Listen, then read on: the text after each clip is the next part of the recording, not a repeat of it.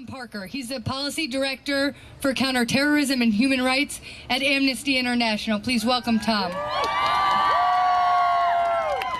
Thank you very much, and thank you for coming out on such a miserable and cold day. To mark the 10th anniversary of the arrival of the first prisoners at Guantánamo, Amnesty International released a report this month entitled Guantánamo, A Decade of Damage of Human Rights. And I want to talk to you a little bit about that, because Guantánamo is much more than simply the sum of its parts. It actually sends out 10 very powerful anti-human rights messages to the world. The first is that the world is a battleground in a global war in which human rights don't apply. Some of the inmates at Guantánamo have come from thousands of miles away from any active conflict area. Mauritania, Bosnia, Kenya, Iran, yeah, even Iran handed over 2 of the individuals currently detained in Guantánamo. That's message number 1. Message number 2 is that humane detainee treatment is a policy choice, not a legal requirement. By ignoring long-established detainee treatment standards at a time of national emergency, the United States has given authoritarian states around the world the political cover to do the same. In doing so, the United States has not acted so much as the shining city on the hill, but rather more as the little shop of horrors.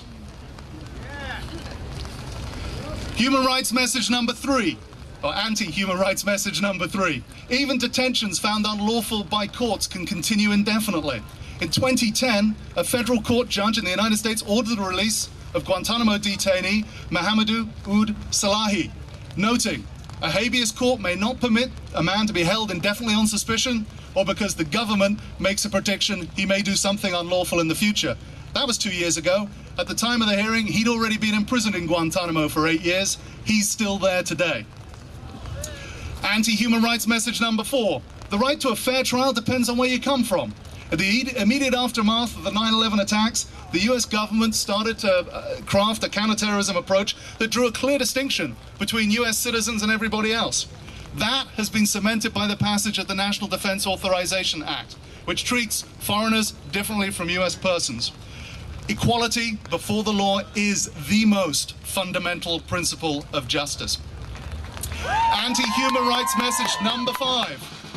Justice can be manipulated to ensure the government always wins. Like the Bush administration, Team Obama keeps its hand firmly on its side of the scales of justice. Great quote from Congressman Jerry Nadler as chair of the House Committee on the Subcommittee on the Constitution, summing up the legal system we now have. Those who we have good evidence against will get fair trials. Those we have weak evidence against will get less fair trials. And those we have no evidence against will just keep them locked up in a preventative detention cell. Anti-human rights message number 6. Execution is acceptable, even after an unfair trial. Today, 139 countries around the world have either abolished executions in practice or in law. Fair trial guarantees, at a very bare minimum, have to be in place if you're going to bring somebody up on a capital trial. Military commissions do not meet that fair trial standard. They do not meet Common Article 3 of the Geneva Convention that requires the trial of military detainees in a regularly constituted court that applies all the judicial guarantees recognized as indispensable by civilized peoples. The military commissions do not do that. Having the death penalty at military commissions is unconscionable. Anti-human rights message number 7. Victims of human rights violations can be left without remedy. A right to an effective remedy is recognized in all international and regional human rights treaties, all of them, including the International Covenant on Civil and Political Rights that the United States ratified in 1992. Yet, just like the Bush administration, the Obama administration blocks access for justice for former detainees and former torture victims, even at the same time that other countries like Canada and the United Kingdom have provided millions of dollars in compensation to people abused at the behest of the United States of America. It can be done. It should be done. Anti-human rights message number 8. Looking forward means turning a blind eye to truth and accountability.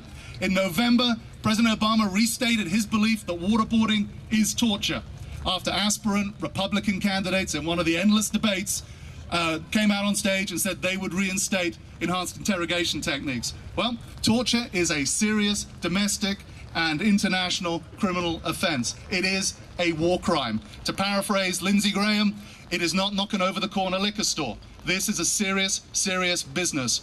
We have not held one person responsible for putting in place the policies that led to the torture of individuals at Guantánamo Bay, Bagram, and other places to account. We hold foreign leaders to a higher standard than we hold our own.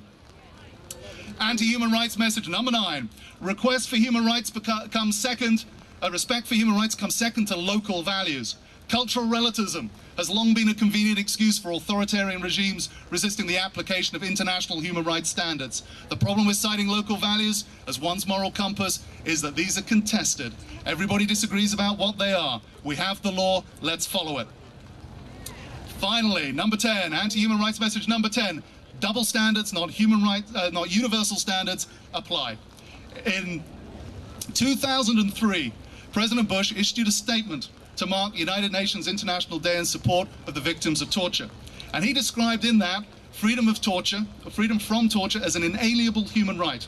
He proclaimed that torture anywhere was a threat to human dignity everywhere. And he asserted, and this is my favorite, that the United States is committed to the worldwide elimination of torture, and with nary a smile on his face, said he was leading the fight by example. This was just a few weeks after Khalid Sheikh Mohammed was waterboarded in a program that President Bush authorized.